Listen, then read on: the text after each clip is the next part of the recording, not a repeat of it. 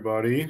Welcome to a relatively special live stream coming to you just west of the Giza Plateau, actually. In fact, on the Cairo, I can really clearly see the pyramids on the road. So yeah, folks, I'm in Egypt. I've been in Egypt now for 2.5 weeks. Been running one tour and a seminar, and then taking a little break in the middle and running another one back on that one, which starts tomorrow, actually. So yeah, I mean, really, it's really been an amazing time here. I'll talk a little bit more about that when I get into the stream. But yeah, it's really cool to also just doing a live stream from Egypt here. I hope the audio and the video and everything look fine. I bought a new little cheap laptop to travel with, and I don't have a special mic or anything, so it may not sound as good as it normally does. So I apologize for any quality issues there. But yeah, Savannah, I have seen the Nile. We've driven over the Nile several times. But yeah, it's funny. I try to look every time when I've done a live stream, and I haven't done one, I think, since like December or something. So quite a long time ago. But yeah, looking back at some of the content we've made in the past little while, let me take a look here. Just to sort of reflect on some of the stuff we've worked on.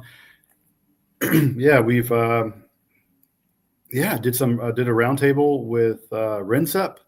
The folks that do sort of scholarly practitioner work, and I'm really excited to work with them.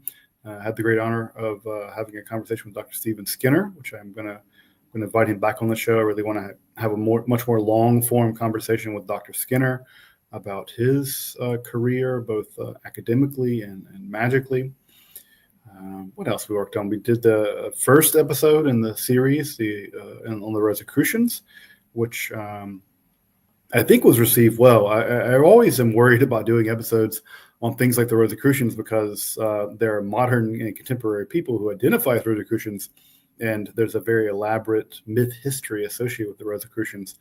And I feel like anything I say about the history of the Rosicrucians is going to step on the toes of some of those people.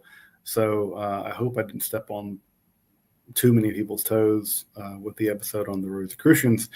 But I don't get to make the history up. The sort of the history is the history, and that's that.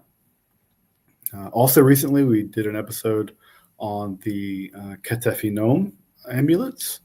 These are the earliest examples of the Hebrew Bible, and really the earliest examples of the Bible as we know it. Contains the Birkat Kohanim, the priestly blessing, although not in an exact form as it appears in the Book of Numbers, but pretty close. But again, an interesting text because it occurs in a funerary context in the Judean archaeological layer. So that gives rise to all kinds of interesting questions about what does it mean to be scripture or the Bible, and what does it mean to be magic or amulets. And so that was a fun episode to work on the Ketef Hinnom amulets. And then after that, we had a really great conversation with Marco Visconti and Thorne Mooney about sort of the where things are in the occult world, at least, and in the areas of the occult world that folks like Marco and Thorne have an access to. I mean, again, it's not exhaustive, and no one can pretend that it is exhaustive. But it was nice to get their perspectives on a world that I don't have a lot of access to. I'm not in the occult world very much, and so it was great to get some insights from where they are, and it was great. It was a fun conversation. Really like Thorne, I like Marco, so I think I saw Marco in the chat. So hey, Marco. So yeah, it was a lot of fun, and so now here we are. We're here in Egypt, as folks may know. I've been planning for several months now to lead a couple of tours / seminars here in Egypt. These are pretty big tours. They are 12-night tours we're really covering a lot of territory here in Lower Egypt, mostly in the Cairo area, Saqqara, then also down in Middle Egypt with places like the Minya Governorate. So we're seeing some sites like Amarna, and then getting down to Hermopolis, the site that is the core to the Thoth cult, which really produced the kind of literature like the Corpus Hermeticum, and also alchemical literature like that of Zosimus of Panopolis, and then back up to Alexandria, where we got to see the Serapeum, what were maybe the remains of the area around the library of the former Library of Alexandria, but also going to the modern Library of Alexandria that, interestingly enough, contains is displaying a copy of the Shams Ma'arif, perhaps one of the most scary books in the Islamic world. In fact, the curator there, who I've had the chance to talk with privately, she said that it was the only book that really that freaked her out, that she did not like the fact that they had a manuscript copy of the Shams Ma'arif so close by. So it was interesting to talk to her, and it was nice. But yeah, I mean, we just wrapped the first tour that was really extensive. We had a fantastic time, wonderful people on the first tour. We got to just see all kinds of stuff. I mean, we got to read the pyramid text, the Osiris pyramid text in the Pyramid of Unas. Yeah, we had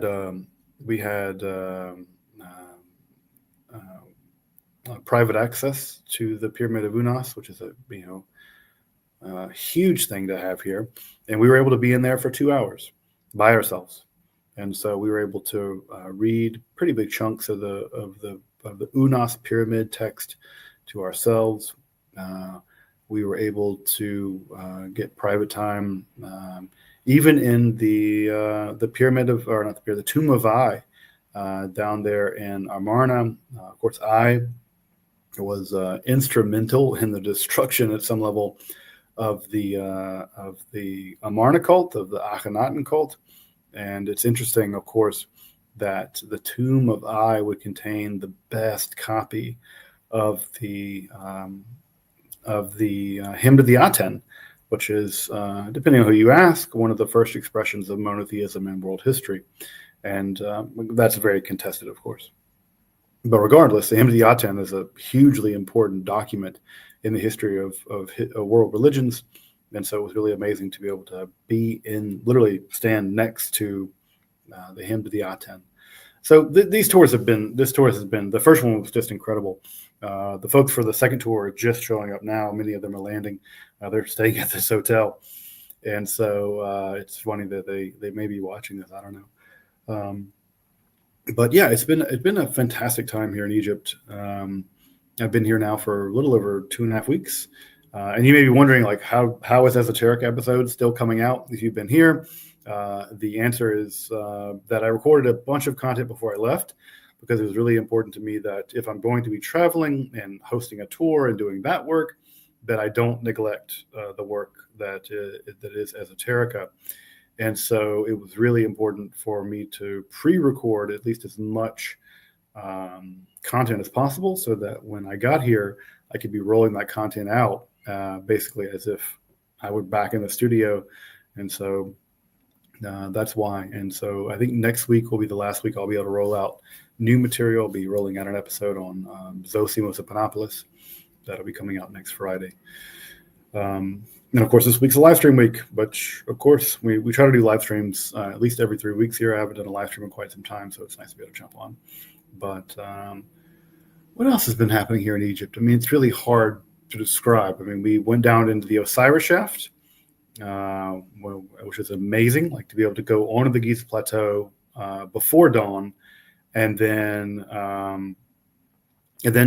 climb down a series of ladders. I mean, you're talking about a 25-meter drop, and then a 12-meter drop, and then another 20-meter drop, until you're literally in sort of a honeycomb beneath the Giza Plateau.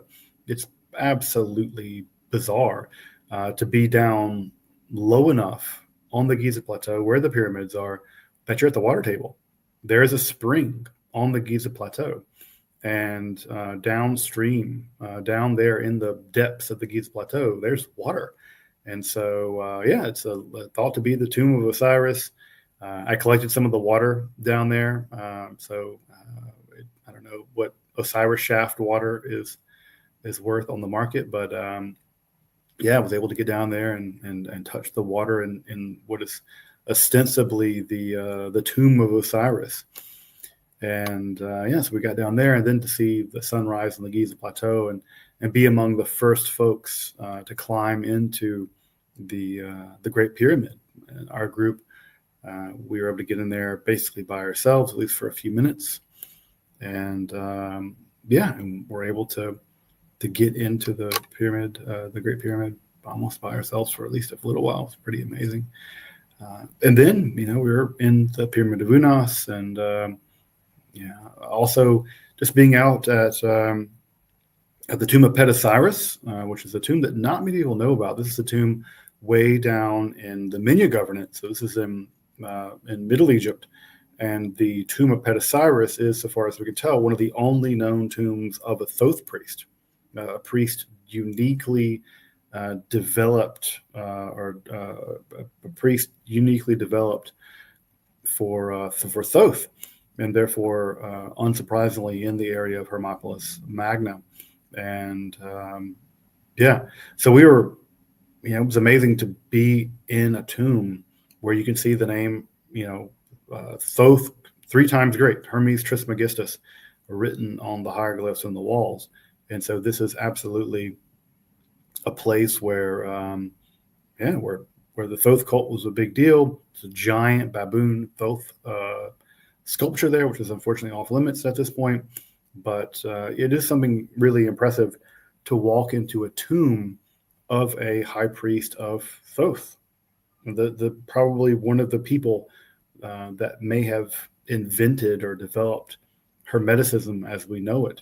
As folks may know, Hermeticism was probably invented by Thoth priests who were not fully employed in the temples and therefore taught their beliefs to Greco-Romans. And the combination of Greco-Roman Thothism became Hermeticism. And so the tomb of Osiris really clearly displays a combination of both Thoth imagery, traditional Egyptian imagery, right alongside Greco-Roman imagery. And so it is absolutely an example of the kind of extreme syncretism going on in Egypt during that period. So it was really impressive to be able to go into the Thoth, basically not just the high priest of Thoth, but that tomb was built for Osiris, for his father, and also for his elder brother. And crazily enough, if you go to the Egyptian Museum, the coffin of Osiris, the wooden coffin, is preserved. It shockingly survives. The wooden coffin survives, and it's actually in the Egyptian Museum. I think it has Book of the Dead 42 inscribed around it. So it's been a really, really impressive trip so far. I will say I'm getting a little homesick. I'm looking forward to getting back home, but also I'm really looking forward to be able to join the second trip and make this happen. Oh, Jennifer, I see you in the chat. I'm so sorry also that you had to miss. Hopefully we'll be able to do this again at some point in the near future. So I hope that we can make it work for the second time around. But yeah, and again, it's an amazing country, and folks, the pyramids are magnificent, but also more than just the pyramids of Giza, the Saqqara necropolis. I would say that the tomb of Unas is, to me, I think, far more impressive. I would far more rather spend time in the pyramid of Unas over at Saqqara than I would the Great Pyramid on the Giza Plateau. The Giza Plateau, the Great Pyramid of the Giza Plateau is there's nothing in there. There's some rose granite in the box, and so in many ways, the Great Pyramid of the Giza Plateau, and also you're rushed in there and rushed out, and you have to climb and all that stuff, and it's quite physically challenging. But I'd far rather spend time in the Pyramid of Unas or the Pyramid of Teti. Unfortunately, the Pyramid of Pepi, which is the most decorated pyramid of pyramid text. The Pyramid of Pepi, the first, has 3.5 times the amount of hieroglyphic text than the Pyramid of Unas. It's the most intensely hieroglyphically written upon major pyramid of the ancient world. And unfortunately, it's closed. You can't get access to it.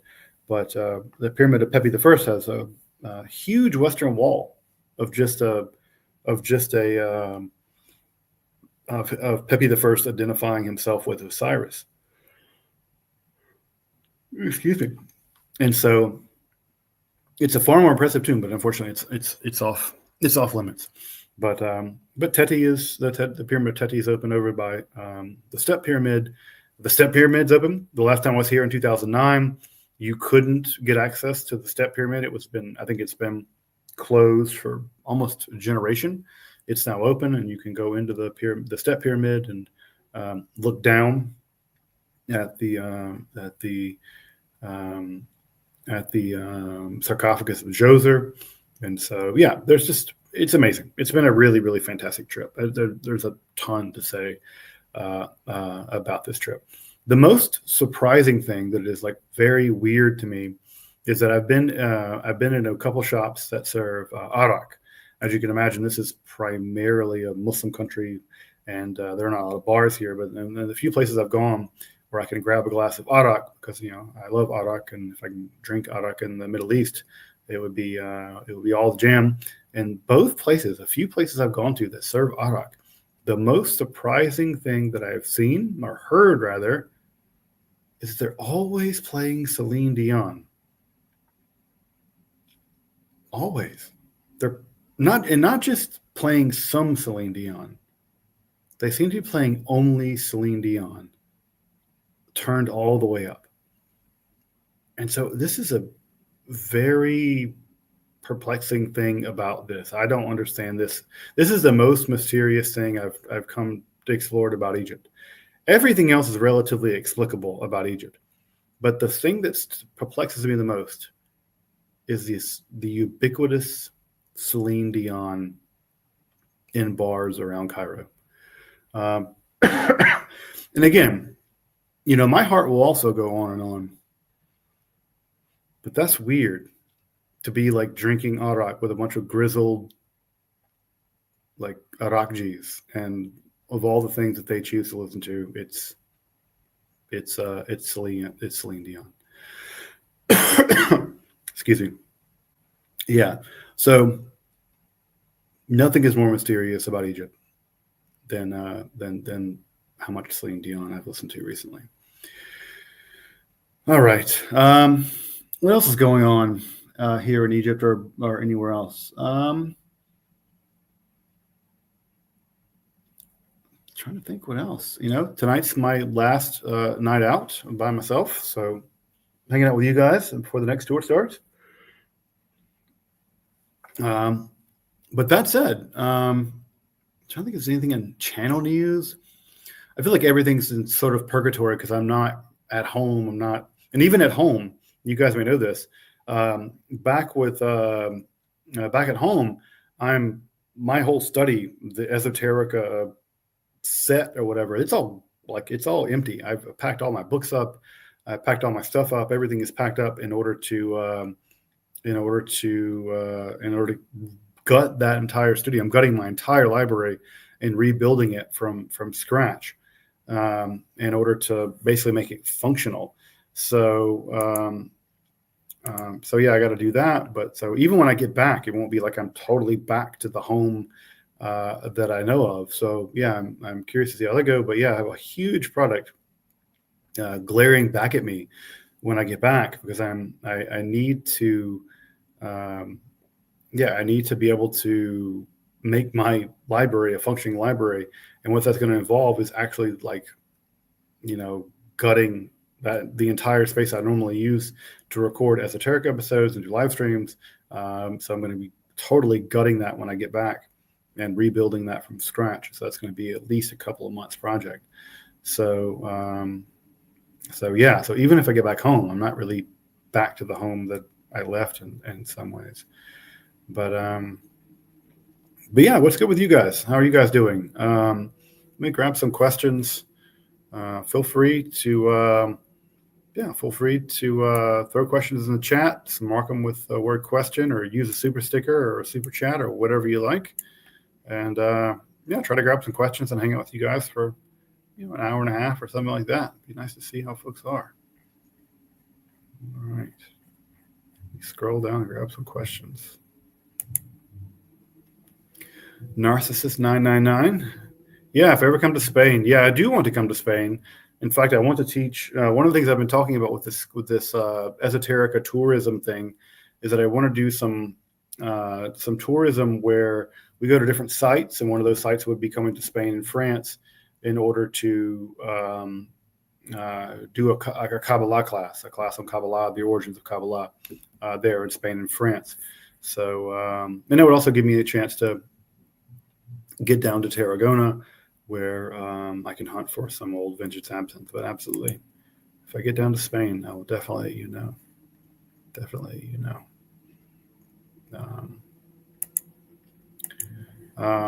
Could you cover some Islamic occultism? No, I don't have any expertise in Islamic occultism. I don't really read Arabic very well. And also, my good buddy Philip Holm over at Let's Talk Religion covers that material quite well. And so I think it's, I believe him to cover questions of Islamic occultism. He has a lot of great content on Islamic occultism on his website, on his channel. So I will let him cover that. Thank you, Jeanette, for the super sticker. I appreciate that. Thank you very much. It's very kind of you. Joseph McDonald asked, Elephantine Island? Absolutely not. That is 1,000 kilometers to the south of me, more than 1,000 kilometers to the south of me. So maybe if I ever do a Esoterica Egypt trip in Upper Egypt, then we go to Elephantine Island then. But no, I am west of the Giza Plateau, and I am more than 1,000 kilometers away from the Elephantine Island. Did I visit the site of the Lighthouse of Alexandria? I visited where it kind of used to be, right, which is now a major fortress, medieval fortress, made 19th century fortress. And so, of course, the lighthouse has long since collapsed. But I visited the area roughly that it would have been. I think it would have now been out in the ocean, and the sea, in the Mediterranean Sea. So, excuse me. So, roughly the site of the Pharos, but not quite. Thank you, Nancy. Thank you for your kind comment. There have been many Esoterica fans here in Egypt, and they are all so grateful for how kind and lovely the local Egyptians have been. We've had wonderful experiences with local Egyptians, and so thank you for your kind words, and glad to be here. So it's a distinct honor to be here in Egypt.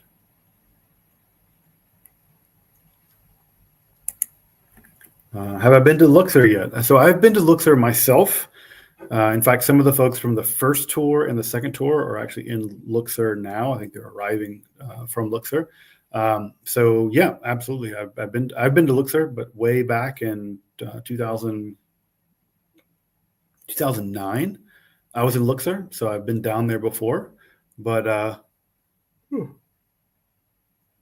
I'm yelling. I know I'm yawning because I keep getting up at 4 a.m. And I can't blame the Adhan for that. That's just me getting up crazy early. But I've been down to Luxor. It's really amazing. It's very, very amazing. And so, but this tour is not going to be covering Luxor. We're staying only in Lower Egypt.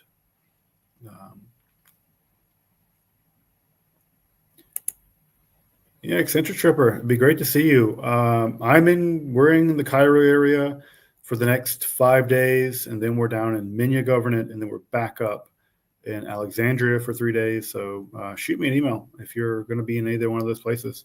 Love to be able to meet up.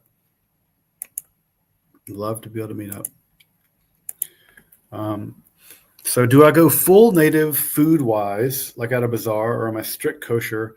So I'm neither full native nor strict kosher. I typically eat vegetarian.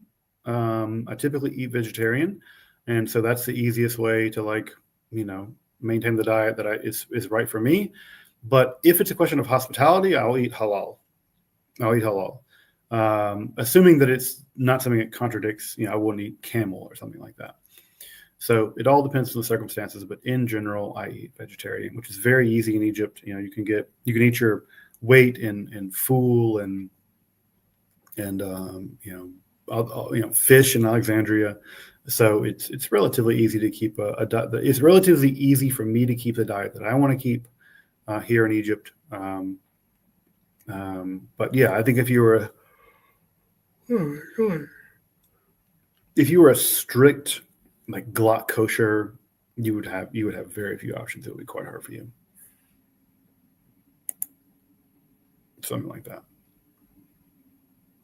But we have vegans on the tour with us, and we've made sure to accommodate folks who are vegans. And I don't think we've had significant problems with accommodating folks who are vegan too. I'm glad you're stoned, Rubenales. So from Almira, Spain. Thank you for €5. I hope that your being stoned is treating you well.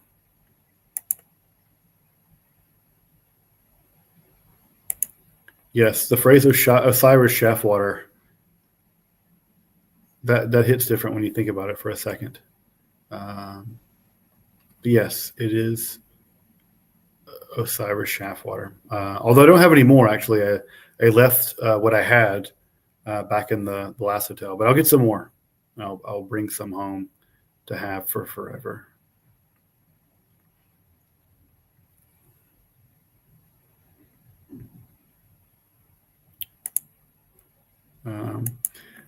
So had any fun time off in the city enjoying modern Misr? So not really. We're pretty far away from Cairo, but we're about I don't know 45 minutes from downtown Cairo, and so getting to downtown Cairo is not super easy. And also, frankly, in between 2 days of the only 2 days I have off of hardcore touring, I just need to take the time off. I have Esoterica work to do. I had to edit an episode edit an episode on Zosimus and all kinds of stuff. So yeah, there was no way I was gonna I tried to work out seeing the Maimonides synagogue in Cairo, which has been restored.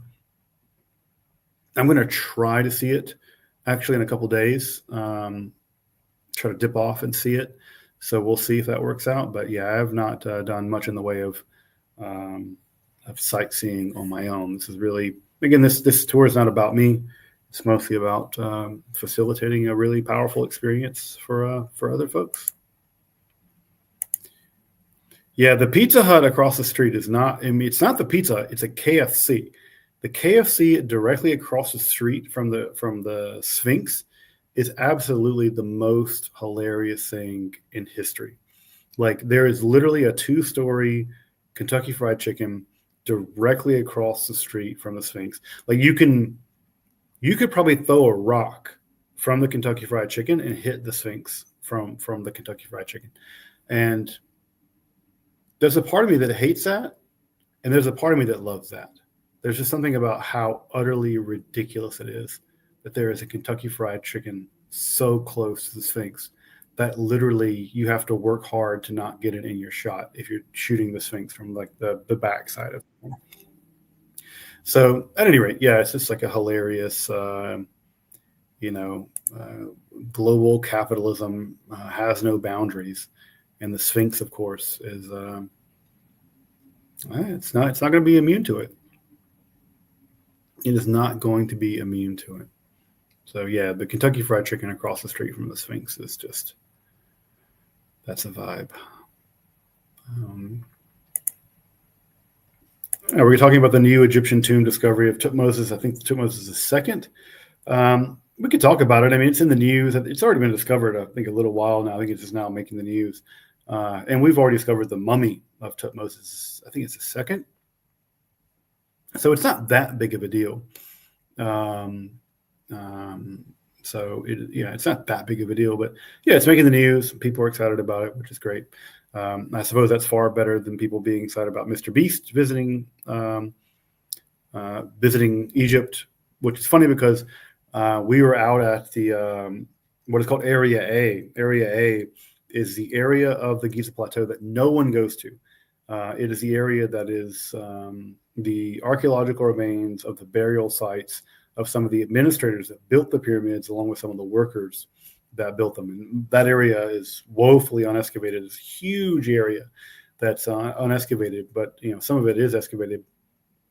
And it was funny because they have one of the tombs opened, and you can sort of pull off a piece of mylar and pull open, and there's a skull down in there of one of the workers that built the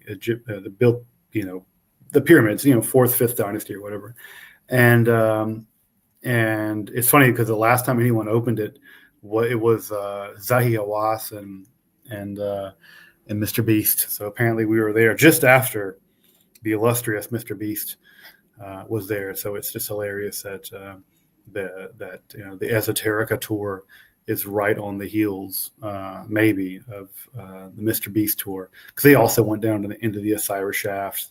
They went to Area A, which is not many people go to. So yeah, it was a bit of a funny thing to be living in the shadow of Mr. Beast on this tour.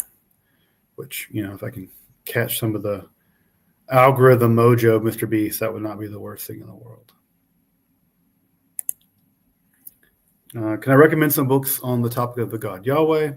If you check out my video on Yahweh, I've made a couple of videos on Yahweh. Just check the description. There's all the books there.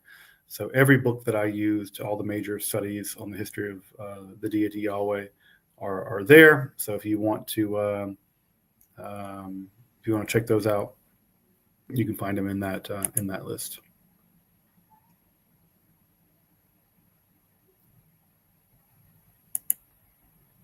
This is true.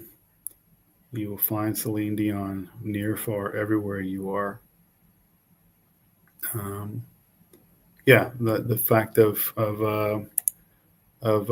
Celine Dion just being, it's a thing that has haunted me on this trip. Am I enjoying the 5 a.m. prayer calls? I'm up before 5 a.m. every day.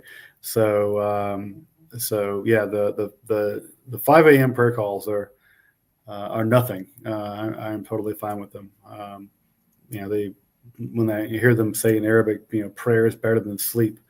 I'm like, yeah, you're preaching to the choir, man.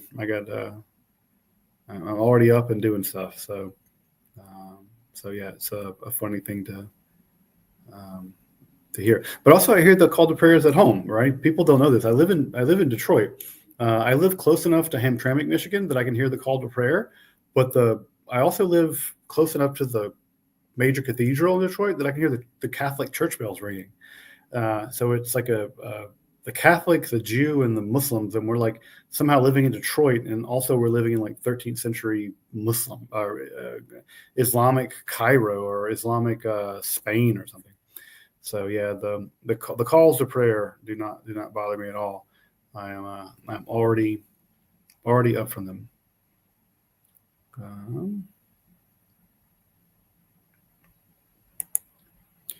Have I snorted any mummies like a Victorian nobleman?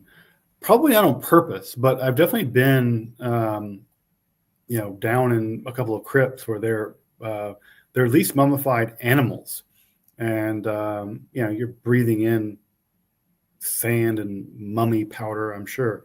But no, I have not try to do a line of mummy in that way. But yeah, no. And we were down in one of the tombs, one of the catacombs in the Thoth tombs, where they have the baboon statue and where they recovered thousands, if not millions, of mummified ibises and baboons. They have a couple of mummified ibises down there that you can interact with. I wouldn't touch one, but they're down there. So yeah, I don't think I've snorted any mummy, but I've definitely breathed in mummy, whether I like it or not. Do I feel connected to Thoth Hermes while walking around his neighborhood? I mean, I gave, so I'm giving lectures all throughout this tour. And one of the things one of the places where we decided to do a lecture is sort of partway up a mountain, or mountain, not the right word, but yeah, a mountain that is in Hermopolis Magna. So it is actually in the neighborhood of Thoth, the major cult center of Thoth. And I decided to give my talk or my lecture on the book of Thoth, the demonic book of Thoth, on that mountain. And from that mountain, you're looking down onto the Greenland, right? You're looking down onto the black earth, and then you look the other way, and that's the Sahara. That's the red earth. And then into the green earth, you're looking at Hermopolis Magna. You're looking at the region where the Thoth cult was located, where the Corpus Hermeticum was written down, where in many ways Western esotericism was born. This is where astrology, in some sense, was developed. This is where alchemy was developed. And I have to say, when you're standing up there on top of this mountain, talking about the conversations in the House of Life, the demonic book of Thoth, and you're looking down at at the remains of what would have been a Greco-Roman Thoth temple, it's hard not to be moved by the fact that you're in the neighborhood where in many ways the entire tradition that you've studied, where it was born. And that is impactful. I'm not a terribly romantic person, I don't think. But it is something very powerful, the idea that you're in the neighborhood. You're in the area where many of these ideas were forged in antiquity. And so, sure, that's a very powerful idea. I'm still dealing with jet lag. So yeah, that it was very touching, and to see the sun go down over the Sahara Desert, and to see that you're in the land and you're talking about the books that were probably written somewhere in this neighborhood, maybe Fayum, maybe down here. But yeah, I think it certainly has made a big impact on me, and I'll certainly never forget it. I'll certainly never forget it.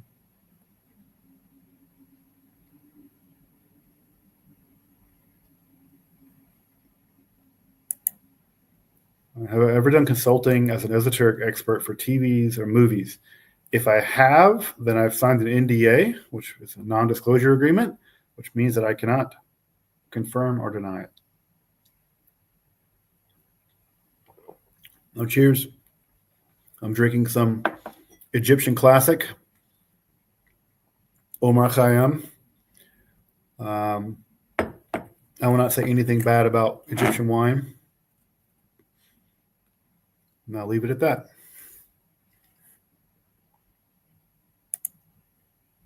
Can you get arak in the USA? Yes, I happen to live in an area where I have a wide selection of araks, so much so that one of the guys, the Chaldean dude that runs one of the liquor stores on my house, is always like, yes, the arakji. So yeah, I do love some arak.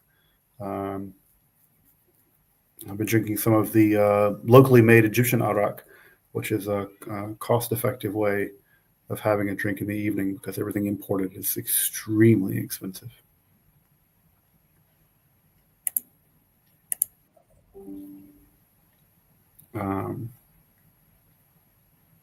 Let's see here. So how's the internet? I have had good experiences with the internet here. The internet here, at least where I'm at, is quite strong. I've uploaded a Esoterica episode in like 20 minutes, which is about the same as what I get back home. I don't know about downloads because I'm not downloading a lot, but hopefully the upload quality is okay. What are the touts and the hustlers like? I mean, one of the great things about sort of doing the kind of tour that we've done is that we're not really around much in the way of the touts and the hustlers. I think if you're on the Giza Plateau, then you just have to expect that you're going to have people bothering you basically the entire time. Egypt is suffering from a major economic crisis. You just can't, as a Westerner, you can't divorce yourself from the reality that you're coming to a country that is suffering from a major economic crisis. And by major economic crisis, I mean, inflation has been floating at 25, 30% in this country. At some points, you're talking about a currency devaluation of 90% in the past decade. When I came here, I forget exactly what the pound was, the Egyptian pound, but now the pound's 50 pounds to $1. It's shocking. This country is in economic freefall. And so people are desperate. They need money. I don't blame them. And so they're going to hustle to feed their kids because I would hustle to feed my kids. And so, can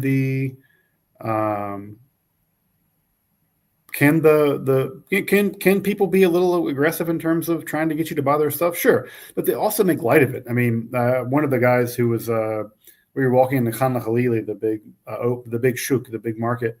And, you do the same, la shukran, la habibi. You're just like, no, I don't want to buy a bookmark or a piece of papyrus or a T-shirt or, a keffiyeh made in China or whatever. And one of the guys is just like, you tell me how I can take your money. And I appreciate, he's just like, look, man, what can I do? What can what can I do?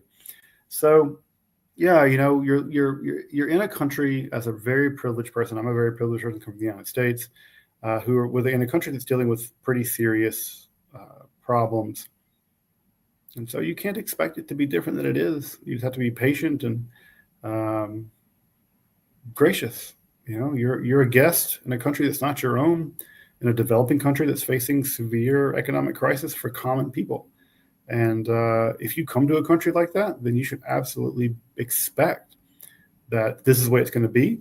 And it's your obligation to grow a thick skin and to say no and be firm, and to hustle and to negotiate and to bargain, and be gracious and leave good tips and, things like that. So, am I going to lie and say that, no, everything, you won't get harassed here in Egypt if you come here? Of course you're going to get bothered. People need to make money. But have I experienced overly aggressive stuff? No, not really. Not really. But yeah, like I said, man, if you're around, if we can find a way, reach out to me. If we can find a way to, connect, that'd be great. That'd be great.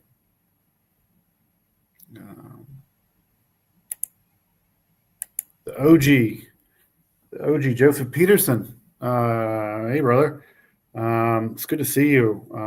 Folks, I'm sure everyone knows you, Joseph Peterson, a real pioneer in the field. The bowls are coming. I have all of them. So Joseph's asking about the incantation bowls. I have all of them. I have 50 of them. In fact, I have 2 of them that are broken that I'm going to give away. So if you really want to get an incantation bowl that's broken and you can fix it with super glue, I'm going to give those 2 away.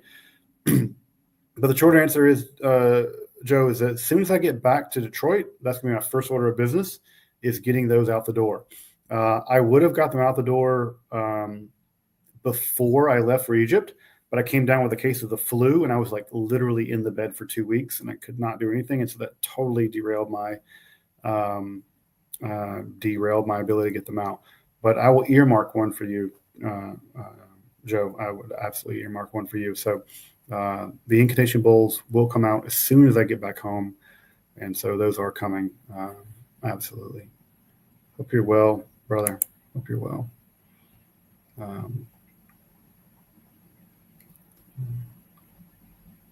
All right.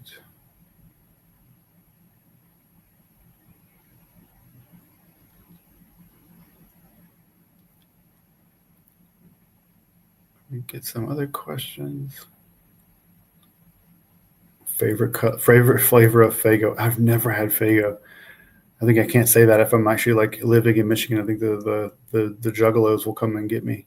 But I've never actually had Faygo. I should try it.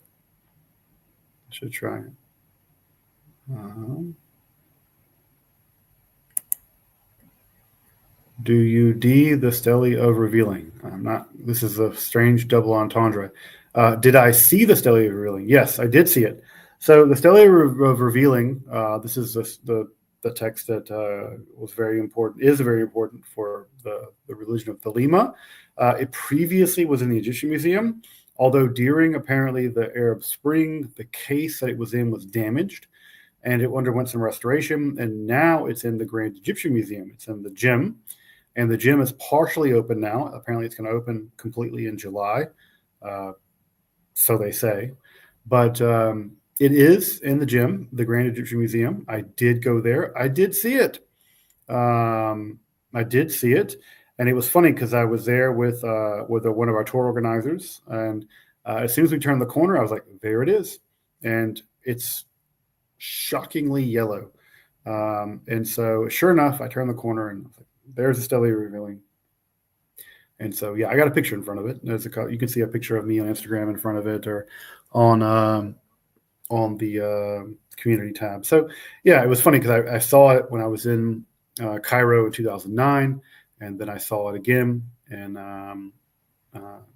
And so I've now seen the Stele Revealing twice in my lifetime. But yeah, Alchemy Lab. I did visit the new museum.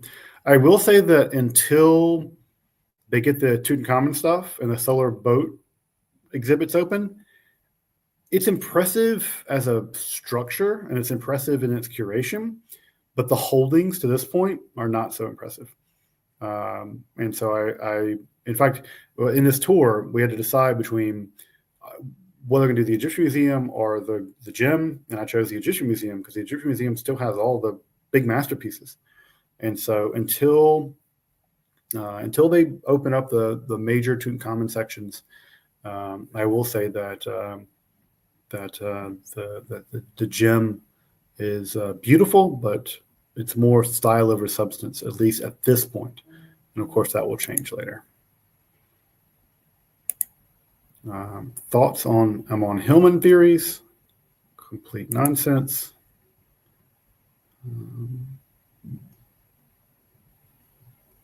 Did I get to spend the night in the King's Chamber? Nope. I don't even want to imagine what that will cost.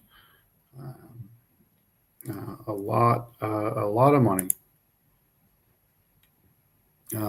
So the tombs and pyramids, more or less majestic in person. I will say that nothing can compare to seeing them in person. They are really shocking to see them in person. They're massive. I mean, to think that aside from I think the Winchester Cathedral in England, it collapsed, of course, before, but it was the first building to surpass the Great Pyramid. To think that Eiffel Tower is the first structure to surpass the height of the Great Pyramid, and to think of the fact that the pyramids are huge, they're absolutely colossal, and so no, they are breathtaking. There's no amount of nothing can replace them. I mean, there's a reason why people since antiquity have been flocking to them. No matter what you believe about anything else about them, they are like breathtaking pieces of engineering, of architecture. They are powerful, regardless of their numinous qualities, one might say.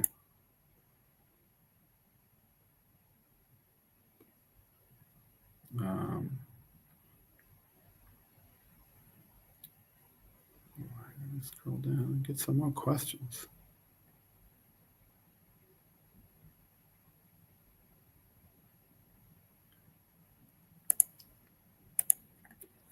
Yep, I did. We did get to the Ibn Ezra Synagogue. We did see the Geniza. I was able to say a brief prayer inside of the Ibn Ezra synagogue, you have to be discreet to say the very least. But I was able to say, a very abbreviated Shemon Esrei, sort of milling about, and even got to say a little bit. We had to say Shema and sort of a prayer for peace. And so it was really nice to be able to very briefly do a little davening inside of Ibn Ezra synagogue. Again, very discreetly, very casually. But yeah, it was nice to be able to get in there. It is open. It is restored. It's quite beautiful. The Maimonides synagogue is also restored. And hopefully I'll get to see the Maimonides synagogue before I leave. I don't know that I will, but yeah, it was a special treat to be able to get in there and look up to there, see the Geniza where it was, and know just how much that synagogue has transformed our understanding of Judaism and Islam. To know that there are signatures of Maimonides that came out of there. I think even signatures of Isaac Luria were pulled out of that building. And so what a history-stained structure of great sanctity. I really feel a profound sense of sanctity when I was in there. And it was nice to be able to add what meager prayer I could add to that structure. And so, may the merit of such a great hall of prayer protect me. Hey, Zevi, it's good to see you, brother. What a world, right? What a world, to be able to dial in from Egypt and chat. I hope you're well. Man, I got to, go into the Ibn Ezra synagogue, and hopefully, like I said, hopefully I'll get to go into the Maimonides synagogue that's been restored recently.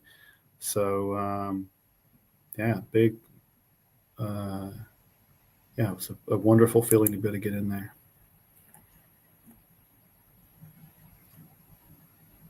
All right.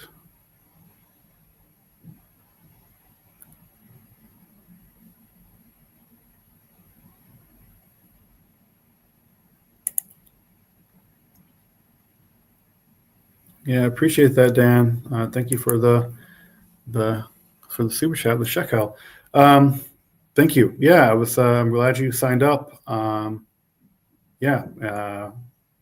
forward to making new content. The Agrippa series is a lot of fun. I'll be doing a new one coming up on the on Hechelet literature and Merkava mysticism. So look for that shortly. So thank you for your super chat.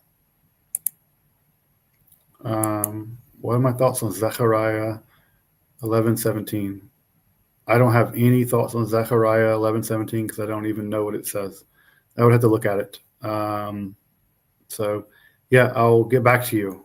Email me and I will get back to you. Yeah, the Maimonides synagogue in Cairo is near Chana Khalili. It's kind of off the beaten track in old Cairo. It was the synagogue that Maimonides apparently visited. Allegedly, it was a synagogue where he was first buried before he was his blessed remains were transferred to Tiberias. And allegedly, they even missed a toe. And this toe even the toe of Maimonides was so powerful that people would sleep in the room adjacent to it to try to get a dream on Maimonides to get a healing. Maimonides, of course, was a physician. And so allegedly, the sacred toe of Maimonides, and again, this sounds a bit Catholic for me, but allegedly you could sleep in this room next to the sacred toe of Maimonides, and he would appear to you in a dream and cure you in a dream. And I think I've even heard that the Egyptian government had to stop people from sleeping in there because it was becoming a thing. But it was ruined. The Maimonides synagogue was ruined, and it has been restored by the Egyptian government, thank goodness. And so, like I said, hopefully I'll be able to duck over there and go see it at some point. I'll be able to go see it at some point.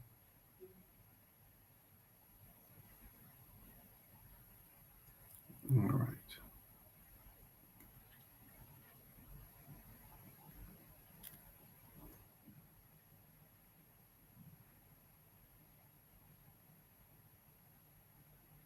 Yo, Derek. Hey, brother. Good to see you.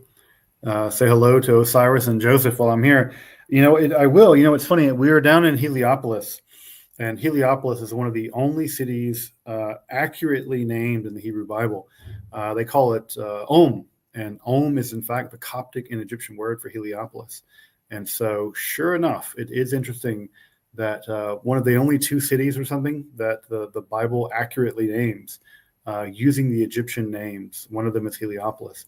And so we were in Heliopolis, and it's funny seeing the Coptic name for it. And you're like, oh yeah, that's in whatever the story of Joseph. They name it as Om, and it is in fact the correct Egyptian name for Heliopolis. So, but yeah, hope you're well, brother. My best to your family. Send my best to Neil. Y'all take care. Get yourself a drink, sir. Drink some good Egyptian wine. Again, I'm not going to say anything bad about the Egyptian wine, but it does the trick. Thank you, Clay. I appreciate that.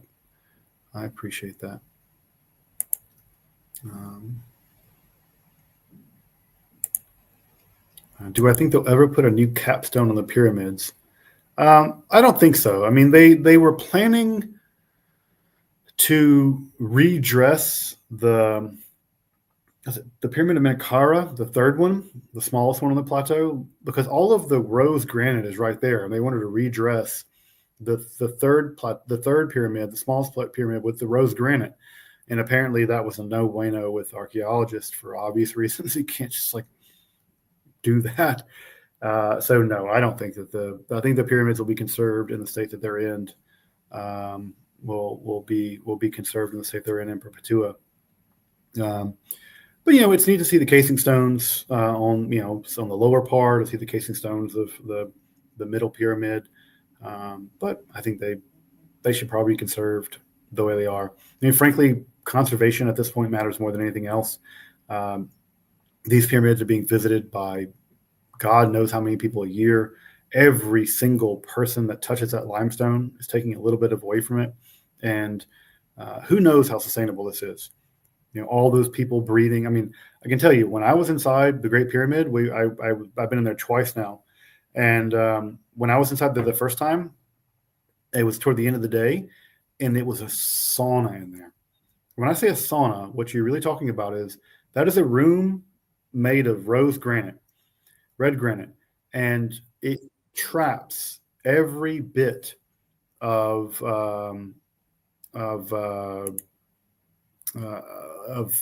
exhalation, sweat, perspiration, and over the course of the day, it becomes a human sauna inside of the Great Pyramid, and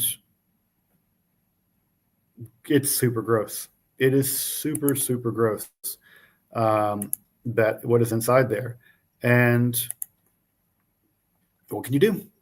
What can you do? They just have it wide open. It's gonna be wide open. They make too much money. So literally, you're outside, at least this time of year, it's chilly outside. And by the time you get to the interior of the Great Pyramid, you just want to strip down into a t-shirt because it is so humid and hot in there. So yeah, it's also a marathon to climb it. I mean, you really have to be relatively physically fit to climb it and not be gassed. I mean, literally before I left to go to Egypt, when I go to the gym, I programmed my stair climber to climb 46 stories, which is the height of the Great Pyramid, just so I could be in good enough shape to climb into the King's Chamber and not be gassed by the time I get in there. Because if you are an average American, it will do a number on you. It will do a number on you.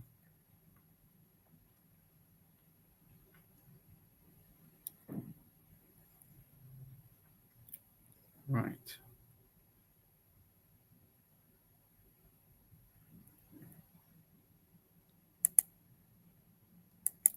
Have you checked out the telepathy tapes? I have not. No, I have not, Fred RC. I have not checked out the telepathy tapes. You can say more about them, but I've not checked them out.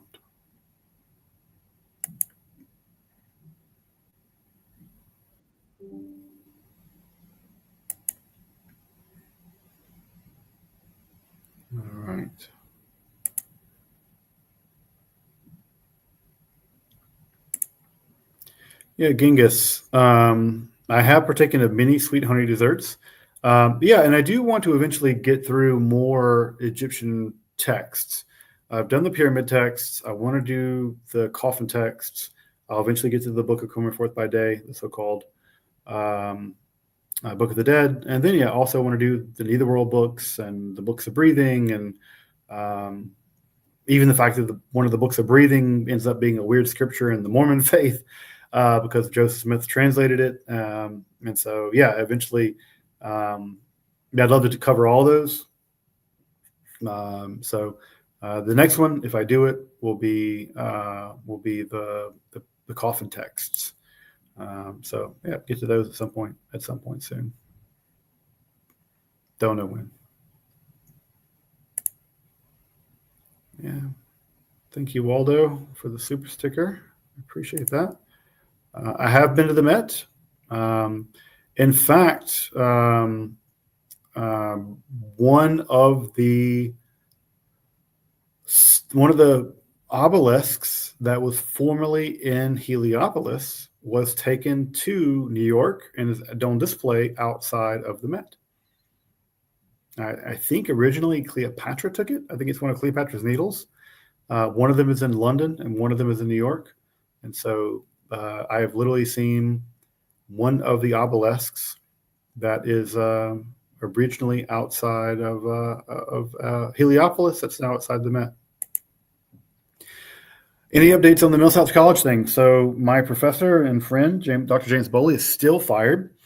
We are formulating things. And yeah, Millsaps needs to do the right thing. Otherwise, they will face things. So yeah, so we are still formulating strategies by which to deal with that. What time is it here? It's about 8 p.m. It's about 8 p.m. So not too late. Not too late. But I was saying, I've been waking up at like 4 a.m. every day and getting up and getting to work. So that's why I'm a little tired.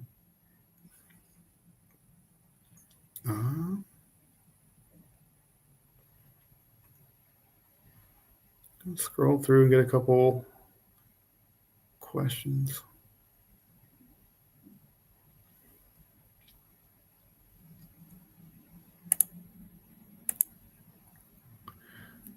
Did the late Bronze Age collapse have any esoteric factors beyond the sea peoples, climate, and breakdown of trade? I guess it depends on what you mean by esoteric features.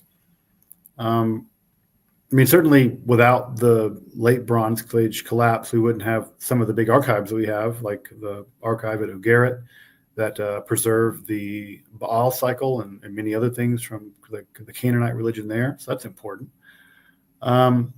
Without the late Bronze Age collapse, there's no Israelites. The Israelites only emerge there. It's only possible, really, for them to emerge in the power vacuum created by the fact that Ramses II has to deal, and Ramses II and his ancestors has to deal with the invasion of the Sea Peoples, and that allows enough of a power vacuum in the Judean highlands for the Israelites to emerge.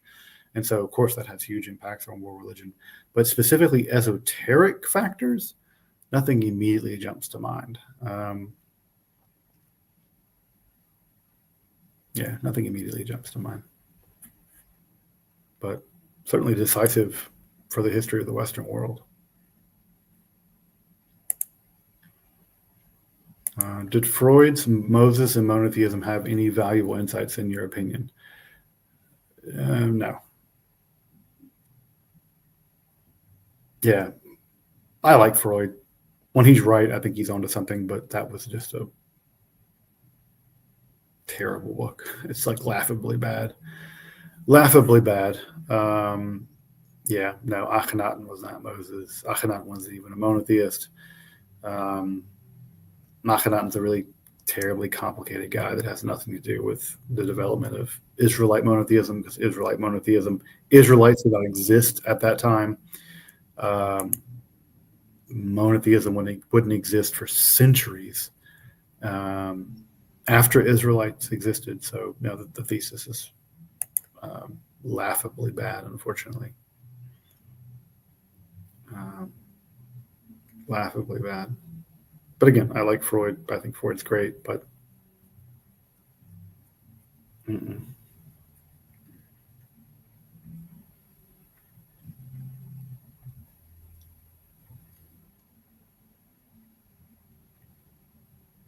All right, folks, scrolling down.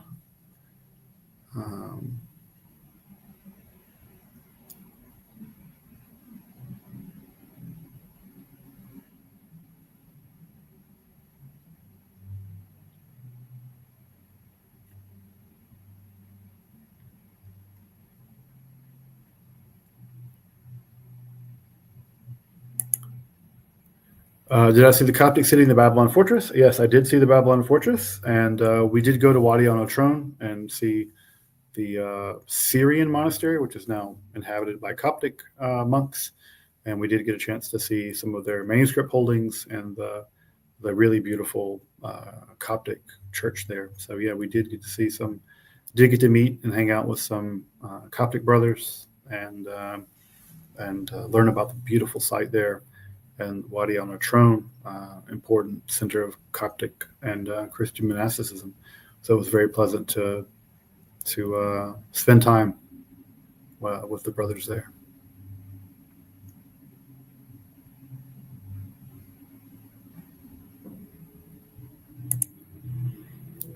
Is the trip mostly for fun, or am I researching specific topics? So the trip's not for fun. It's a job. I'm teaching. So yeah, I'm not here for fun. I'm here to teach, and so I'm basically working. Although one of the things that I'm curious about and doing some research on now is it seems that, so far as I can tell, the only tomb that we have of a self-declared monk of Thoth is the tomb of Petasiris in Minya down in New Hermopolis. I don't know of any other tombs of a person who claims explicitly to be a high priest of Thoth or a priest of Thoth. And one of the things that's relatively interesting about that is that if that's true, then the inscriptions in his tomb are potentially Hermetic texts. And to my knowledge, no one has put those texts, which are only published in French from an edition of 1920, 1922, 23, no one has put those texts in conversation with the Conversations of the House of Life or the Corpus Hermeticum. So that's a place where I want to do a little research. And I've been doing a little bit of that today. So that's a place where I'm interested and want to dive into some of that material.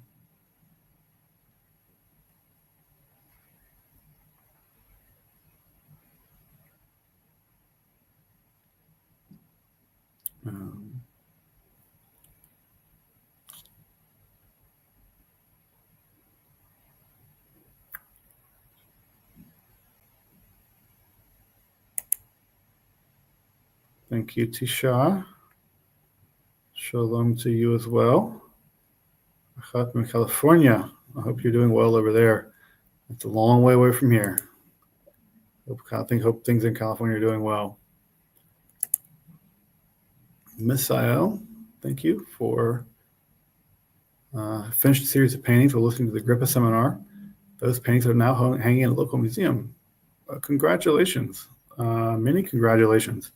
That's really wonderful, Misael. So that's amazing. I'm insofar as my lectures or these content inspires people to do art and stuff like that, I'm just like super honored by that.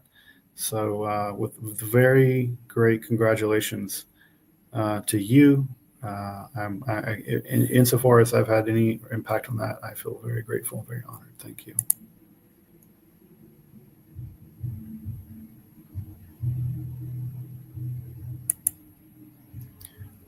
What can the esoteric teach us in the current age? That the world is not the way that it appears. We should not think that the world is fundamentally the way that it appears, and that the world is more awe. There's more awe just hiding below the surface of the world than we accept normally. we often don't take seriously just how awesome the world is, and therefore we should look for that all, seek for that all, and hopefully through that all, as Agrippa teaches us, we can have some kind of illumination, and via that all experience the world in a more deep and more profound way.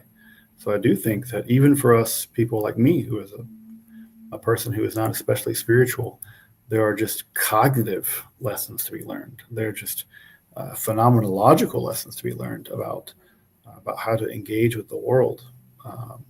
And I think esotericism certainly is one of the more powerful ways of engaging with that.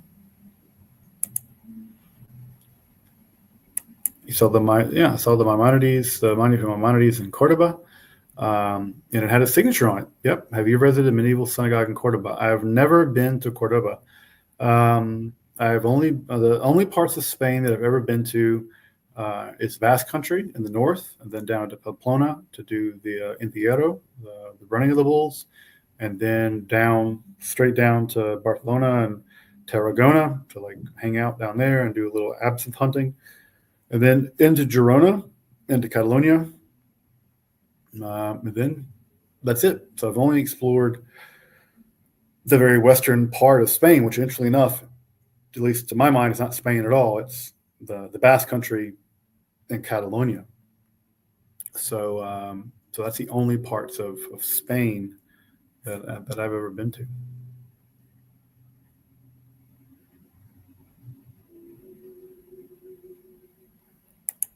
So is it Imhotep or Omotep? I have no idea. Is it Unis or Wanis? No one knows. I have no idea. So it all depends on how you want to pronounce your Egyptian. Who knows what the Egyptian Aleph sounded like, and who knows at what period, right? Who knows at what period? Because again, Egyptian was never one language. Old Egyptian is different than Middle Egyptian. Is different than Coptic. So yeah, I don't get. I don't get into the business of people say, oh, it's not Thoth, it's Jehuti. I'm like, is it? Do we know how that name was pronounced? So I don't get in the business of policing people's pronunciation of a dead language that we hardly understand how the pronunciation happened.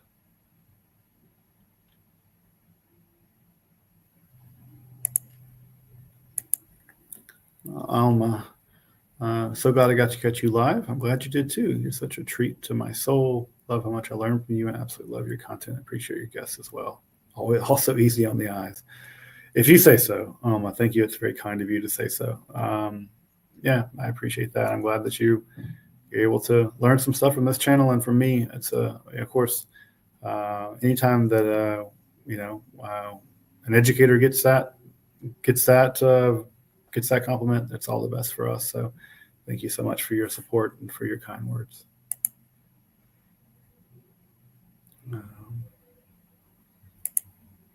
Yep, Jonathan, we were at the catacombs in Alexandria just a few days ago. Yep, man, I love the Greco-Roman style. You see like Anubis dressed like a Roman soldier. It's such a weird mix of styles there, Greco-Roman Egypt. But yeah, we were there. I really like that. Again, that mishmash of styles where like Thoth is dressed in like a Roman toga. It kind of looks crazy, but I love that cultural, archaeological, funerary syncretism. There's something interesting about it to me.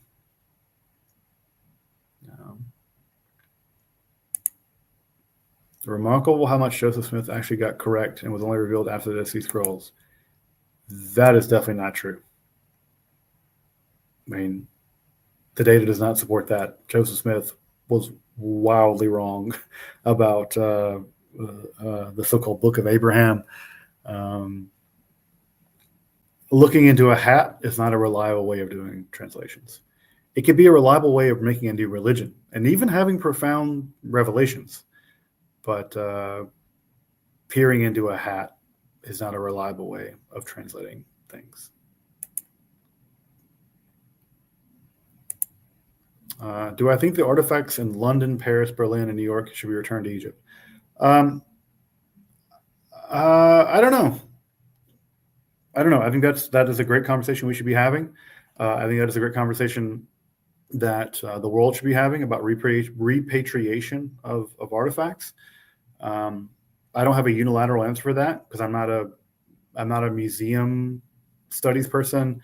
I think in general that if we can, if there are artifacts that need to be that the native country wants repatriated, there should be serious conversations around that process.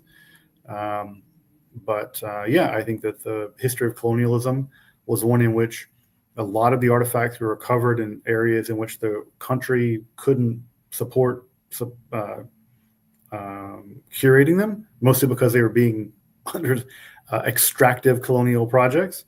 So it wasn't their fault exactly. And so maybe that's a question of reparations and all kinds of other complex questions that, again, I can't pretend to have answers to. I think those are extremely complex questions. But I think that it absolutely should be the case that the conversation should be live. The conversation should be live, whether that's the Elgin marbles or Egyptian artifacts, Babylonian artifacts. So, but yeah, I don't pretend to have one single answer to that question. I think the post-colonial situation is extremely complex, but I would err on the side of if a country couldn't host them because of colonial domination, that's not a good reason to still be maintaining having them in a post-colonial context. That seems to be blaming the victim more than anything else. But again, I'm not gonna weigh in some definitive black and white and some definitive way because I just don't have I just don't know the answer to that question. I don't think there is a complete definitive answer. Will I be doing Esoterica viewer trips like this again? Maybe to Jerusalem or Florence. I will be doing them. I don't know where exactly next. That's the plan is to do more of them. That's going to depend a lot on logistical stuff that I can't control. So, but I don't know. I really don't know. Yeah, so those are moving parts that I can't control, but I have about 5 of these trips planned out in my head. The Egypt one kind of fell in my lap, so I'm gonna do this one and learn the lessons from doing this one, and then after that, yeah, I have 5 of them already planned out, but it's a question of sorting out how to make them happen.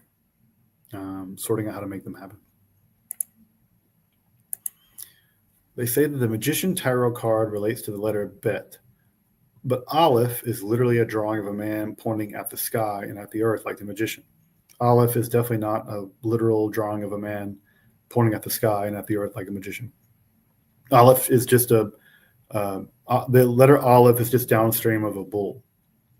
So yeah, Aleph is from the Proto-Semitic Alpu, which means bull, and the letter, that letter is just it's just a letter from the downstream of the letter bull, or the symbol for a bull, the drawing of a bull in Proto-Semitic. So yeah, it's the Aleph is not literally a drawing of a man pointing at the sky. So yeah, that's not true of the origins of that letter.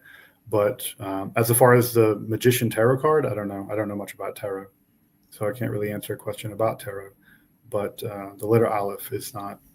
The letter Aleph is downstream of an image of a bull.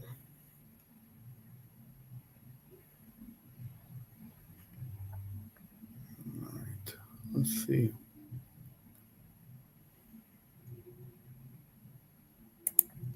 Imhotep was Enoch? Question mark. Probably not.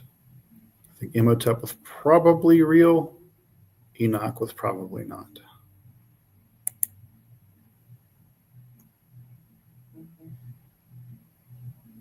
I have heard of the musician Sun Ra.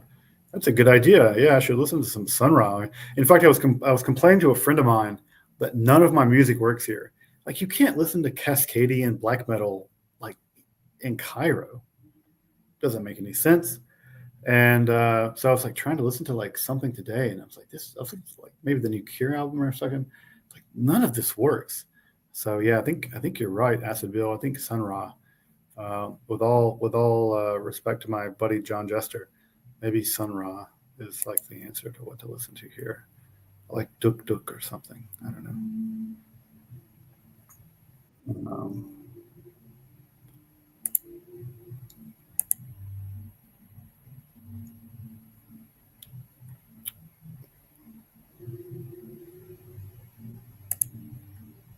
All right.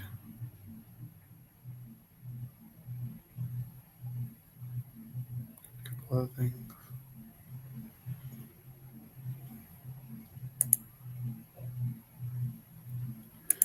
Don't miss the hospital of Sultan Qalawun, the madrasa of Sultan Bakuk, and the tomb of Imam Shafi. Um, Malokhia, I've tried. I've tried plenty of Malokhia. Uh, I will definitely try to get to these sites. Definitely try to get to these sites. You know, it all depends on what, you know. Again, this tour is not about me. It's about the folks along with me. So I'm really trying to give them the experience that matters, not me. Um, thank you, Michael Haas. I really appreciate it. You know, I had a bad experience in academia. I know how you feel about that. And I'm glad. I'm glad that anything I can do can, you know, reignite your study for passion and learning. Good for you, man. Thank you for doing all the work you're doing to do that. Of course, we have the modern hermeticist, Dana Tro in the chat. It's funny. I was talking to Zevi right before I left, and Zevi Seekers of Unity. I think I told him, you know, next week in Mitzrayim, which is a bad joke for, you know, and at the end of the Passover Seder, we say next year in Jerusalem. And so here I am in Mitzrayim, but I'm not currently building any pyramids. Not that the ancient Hebrews did either, but yeah. Hope you're doing well, brother. Hope the family's doing well.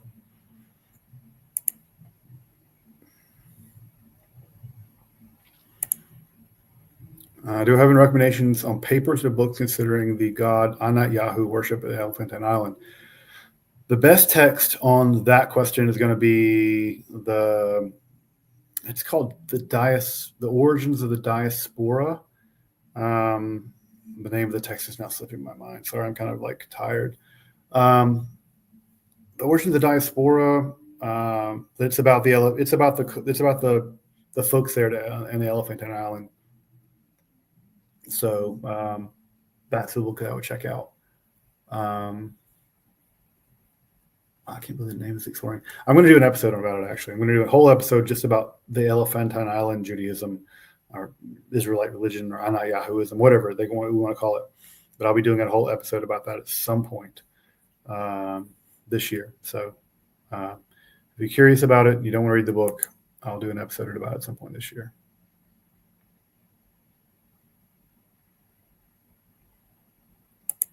How was the light pollution here? Bad. I mean, Cairo is the most populous city in Africa. It's a sprawling giant, 20 million people. So bad. But we also get down to Minya. The trip goes down to Minya, where it's really on the border of the Sahara Desert. And so out there, you get pretty good stars. You get pretty good stars. So not dark sky, I would say, because of light pollution from Minya, the city Minya, but pretty dark. Pretty dark.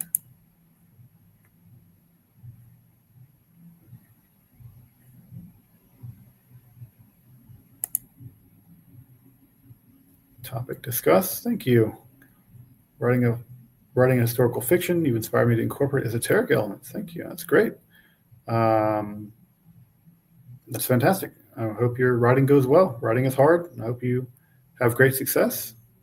And much success in your endeavors. Do you think it's worth studying philosophy in academia?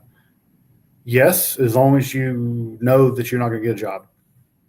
That there are no jobs in academia, basically. So you can study it as long as your passion is studying it. And as long as you're not there to get a job in academia, because the odds of you getting a job in academia are next to none.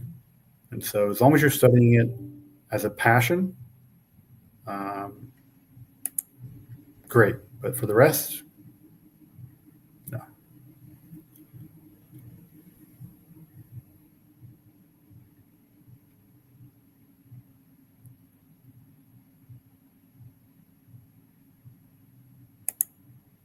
Smith got nothing right in Egyptian translation. Yes, this is true.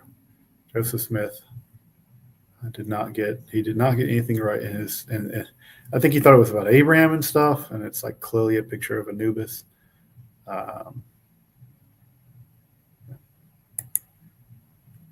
Why is everyone interested in if we ate mummy dust?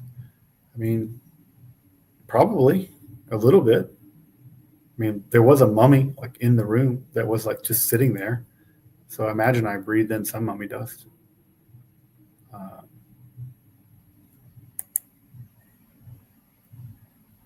Mummy dust.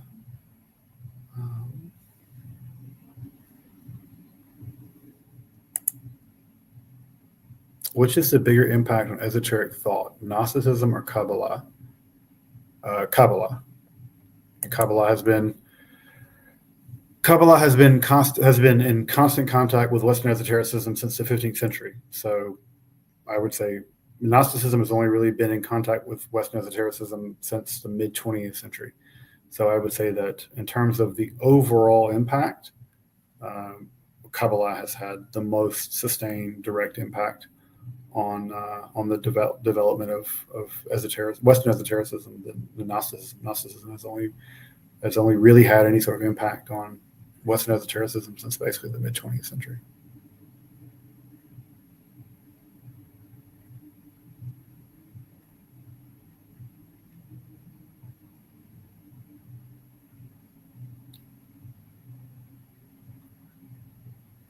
Is it too late to join the tour? Yes, it's not possible. Tour is closed. Nope, it is not possible to join the tour at this point, unfortunately. Did I lay in the sarcophagus in the King's Chamber of the Great Pyramid? No, because I don't think that's allowed. And I think that if you did that, you would have to pay a lot of money or bribe someone. And I'm not going to bribe anyone to lay down in a piece of broken granite. Seems like an enormous waste of money. Do I put any stock in Rambam's prohibition against going to Egypt? Rambam doesn't have a prohibition against moving to Egypt. He has a prohibition against like moving in mass to Egypt. So no Jew moves anywhere. We're always moving. And the Rambam lived here. He was a physician to one of the big high ups in the caliphate. So I don't think I would live here, but no. But is the Karaite synagogue still here? I don't think that there is a Karaite synagogue still here. The only synagogues that I know of that are still here are Ibn Ezra, the Maimonides synagogue, and the Eliyahu Hanavi synagogue in Alexandria. And there are probably some smaller ones around, but those are the big ones that I know of that are still here. I don't think there's any Karaite synagogues here. Yes, one of the future trips is to France. In fact, the one I'm planning most directly is in France. Why do I still use Western and Western esotericism? Because it's still descriptive of the esotericism here. I am not convinced of arguments to delete the term Western. I think that the answer is just to extend the West. I think Baghdad is the West. So yeah, I don't find the arguments to delete the term interesting or terribly compelling.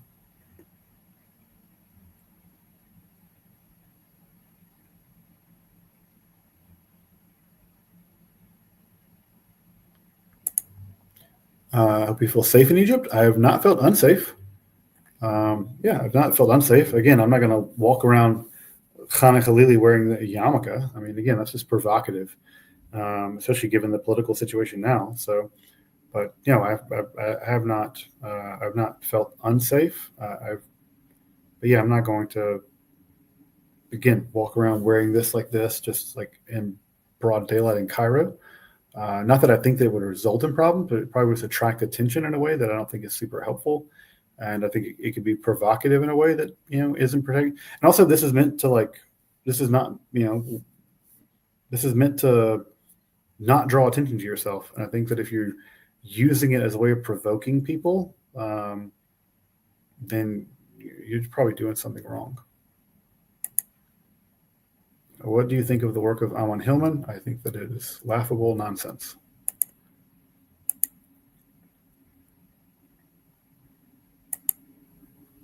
My zodiac sign, I think I'm an Aquarius, but I don't really know. I think I'm an Aquarius. All right. Please listen to Bicep Isles album for Egypt trip. I will check it out. I will check it out. Some people are, especially the Amon Hillman people.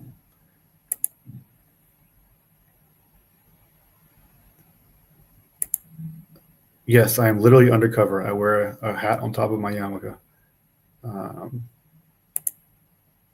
No, Maimonides never converted to Islam. That's not true. No, I don't think so. Have you ever seen any recycled coffins like Kyra Cooney wrote about? I haven't seen any. I mean, again, I have to be careful. I'm not an Egyptologist, folks. I'm absolutely a tourist when it comes to especially pharaonic era material. So I have to be very careful about what I say in Egyptological stuff. But I mean, there's lots of recycled crypts. I mean, people definitely recycle tombs. I mean, people lived in tombs at certain points, so they recycled them not into tombs but houses. But coffins, I don't know exactly. I wouldn't be surprised. I'm sure there are. But again, I'm not an Egyptologist, and I have to be very careful about what I say about Egyptological, especially pharaonic period stuff. I don't know a lot about that stuff. Make sure to try kosheri Abu Tariq, best vegetarian meal. Oh, I'll try it. I mean, I don't really like kosheri because it's like too carby for me. This will sound weird. Like, I'm not a big fan of carbs. I don't like pasta. I don't like. I'm not a big fan of bread. Like, I literally have just like a pile of bread sitting here that I just like somehow have just like random bread. I don't even like bread that much, and so I'm not a big fan of carbs. So kosheri is not a great. It's not a great meal for me, but again, give me some fool. I love fool. Give me some,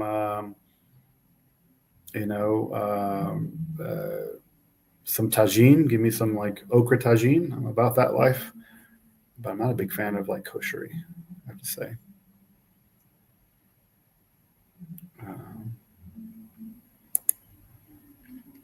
I think I'm legally obligated to like the band King Crimson.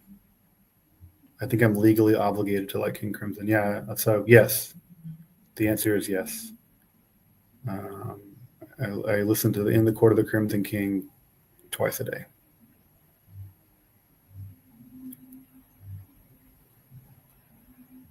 All right. We get a couple questions, a couple more, and then I'm going to call it a night because I got to start a 12-day tour tomorrow, 12-night tour tomorrow, folks. So I've not played the new D&D edition. In fact, I haven't played D&D since before the pandemic, sadly, which just makes me very depressed. So I've not played it. I haven't heard good things. So yeah. So I have not, but I should. One of the things I'm trying to do on this Egypt trip actually is like kind of get a reset to like think about my priorities in my life, like what I want to prioritize, and when I get back, what I want to change. And maybe one of the things I want to change is like get back in my D&D tip. Maybe I need to do that. Joe Jones, you can ask my wife. My wife and my sister-in-law absolutely hate the fact that I'm not a big fan of bread and not a big fan of pasta because they love to eat bread and pasta and they hate the fact that they love it. Then I can take it or leave it. So I don't know why I'm not a big fan of bread and pasta. I'm a very boring, like give me a protein, give me some vegetables. That's it. I'm not a big fan of like rice even. I don't know why. I don't know why.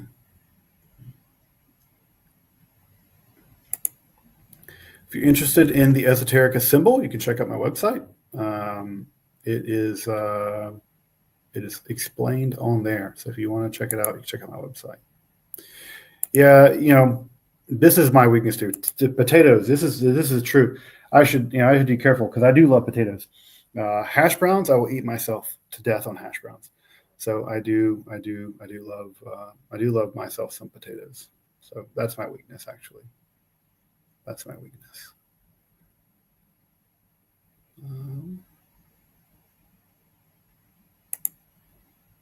Do I believe there's any precursor civilization to the Egyptians that erected them? No, I don't think there's any evidence of this. I think that the dating of the Sphinx and the dating of the big three, firmly fourth dynasty. I don't buy the whole water erosion on the Sphinx stuff. I don't think there's. Again, this is like Graham Hancock nonsense territory. No, I don't think so. I think that the precursor civilization to the Egyptians was the Naqada civilization, which we have lots of archaeological evidence for the Naqada civilization. And so we should be studying the Naqada civilization if we want to understand them. And they're definitely not a civilization who's building monumental architecture like the Sphinx and stuff like that. I think this is delightful nonsense. Delightful nonsense.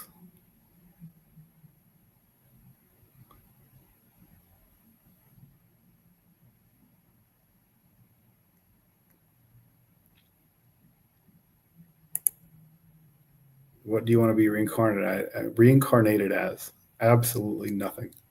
If I wake up and there's an afterlife, I'm going to be completely enraged. I have no greater fear at all than the possibility of afterlife. If I wake up and there's a heaven, I'm going to be completely pissed. There's no more enraging possibility than the existence of an afterlife, whether that is reincarnation or heaven or hell. There's nothing more hellish that I can imagine than there being any existence after death.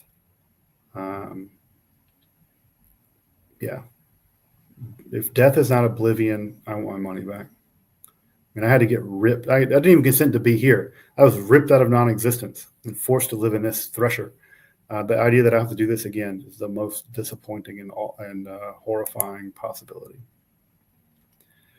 Am I adept at hieroglyphics, and how did I learn? I'm not. I read a handful of, I probably read 20, 30, maybe 100 hieroglyphs.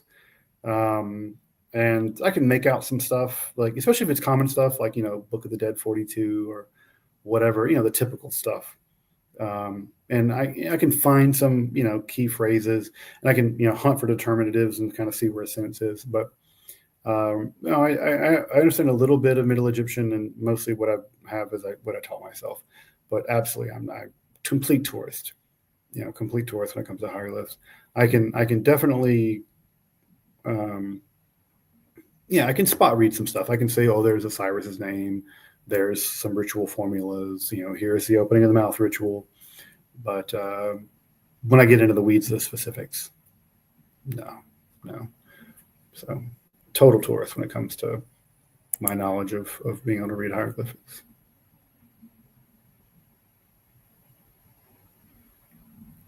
All right, folks, I'm going to start shutting it down. I'm going to get a couple more questions. This is a funny question. If I could have sex with any one character from history, who would it be and why? They won't actually be dead. So good. I don't have to engage in necrophilia, so that would be very inconvenient. If I could have sex with one character in history, you just pick them.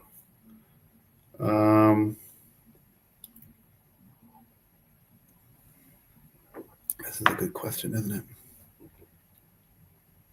I mean, you got to say Cleopatra, right? Like, I mean, she's it's like, I mean, you'd be like third in line to like Mark Antony and Julius Caesar. So, I mean, there's a lot to be said about this. But, you know, sloppy seconds to Julius Caesar and Mark Antony, you're not doing bad. You're not doing bad.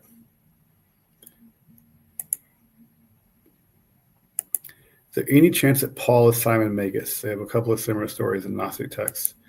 I've heard this floated. I don't think so. It doesn't seem likely to me. It seems like that Simon Magus seems to have a very different trajectory than Paul, but I don't think so. This is a great question for M. David Litwa, but I suspect probably not. I suspect probably not. The fact that I just said sloppy seconds to Julius Caesar and Mark Antony is showing I need to get off this thing quickly.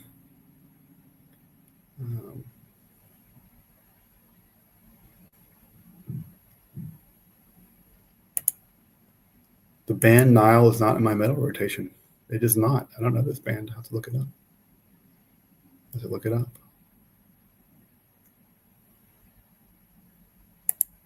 What's the book you could get by the Ramak? You could get his guide for studying the Kabbalah. That's like the best book for. You get the Tomer Devora. The Tomer Devora. Yeah, get the Tomer Devora. It's like the most accessible book by the Ramak. Yeah, get the Tomer Devora. Or Nailam. Yeah, the Tomer Devora. It's great.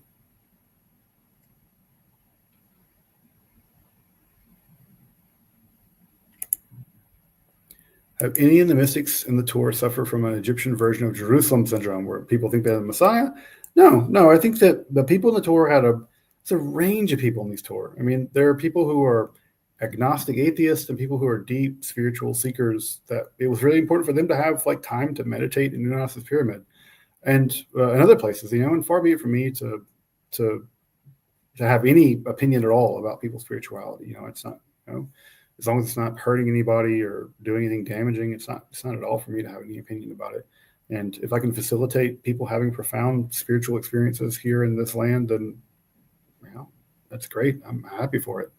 But no, we didn't have anyone, declare that they were Imhotep or Akhenaten or something like that. But and even if they did, as long as they're not like disruptive or mean or hurt anybody, what am I to say?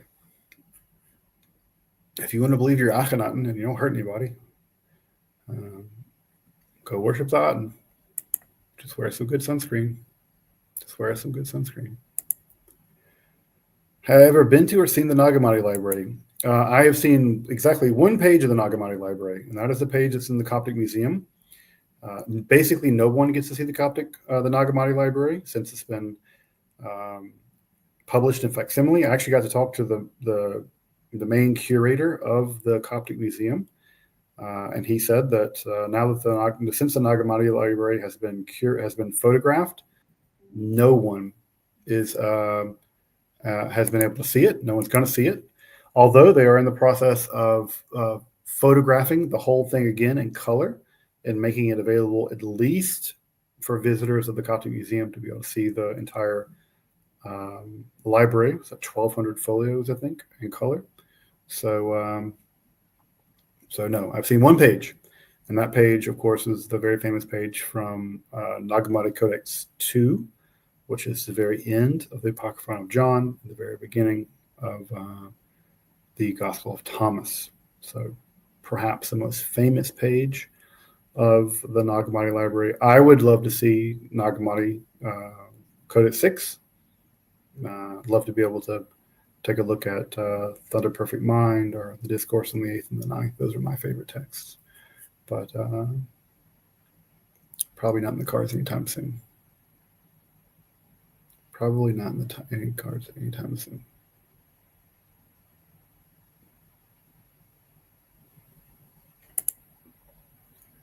Wow, Jord, I really appreciate your support. If death is not oblivion, I want my money back. Can you get that on a merch t-shirt? Maybe.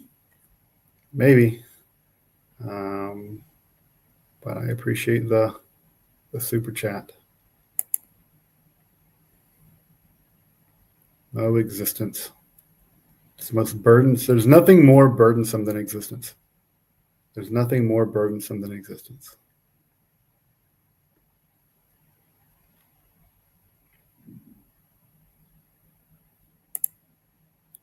How affected is Egypt / Library 2? The war's going on. And again, the war going on in well, I mean, at least Gaza and ceasefire now, but it's separated by the Sinai, folks. I mean, the Sinai is a huge gulf of desert. And of course, Egypt is a country that is in dire economic straits and knows that tourism is basically what separates it from complete collapse. And so they do everything they can to keep the tourism industry up and going. So that's they know who butters their bread, and they do everything they can to make things function highly vis-a-vis tourism. So yeah, there's no noticeable things here. Why does the afterlife enrage you? The afterlife enrages me because I didn't consent to be here. So the idea that I would not even consent to be here and then vocally say that I don't want to have anything to do with even being here. I'm here, so I'm fine. I'll be here as long as I need to be. But the idea that I have to be like somewhere again, like I am vocally saying I do not consent to that, and the fact that I would like literally be reborn or put in heaven or hell or God, whatever, that's a nightmare. It's like I said, it's bad enough that I didn't even consent to be here. It's worse that I would be forced to be in some horrifying heaven. God, the idea that you have to like be happy forever. There's nothing more conceivably miserable than compulsory joy, eternal compulsory joy. It's just nightmarish on a level that I can't even comprehend.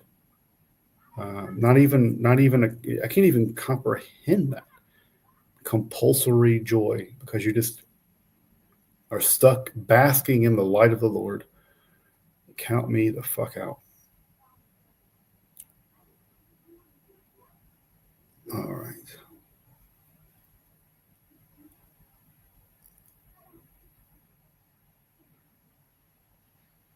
No bar mitzvah in the pyramid. That would be funny. It'd be hilarious to do your bar mitzvah in the pyramid.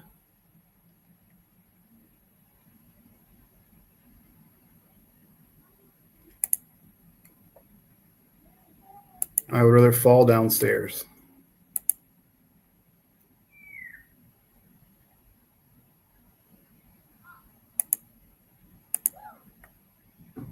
All right. Let's see. We're coming down at the end.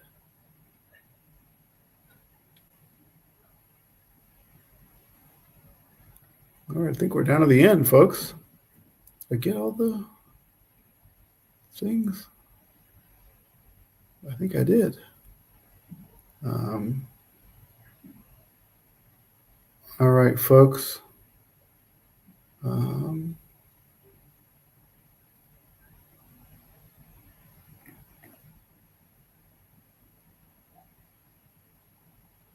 Yep, this is the truth. Ecclesiastes. This is why I would trade Ecclesiastes for the entire Torah, except for Leviticus. Leviticus is the only book of the Torah I would preserve.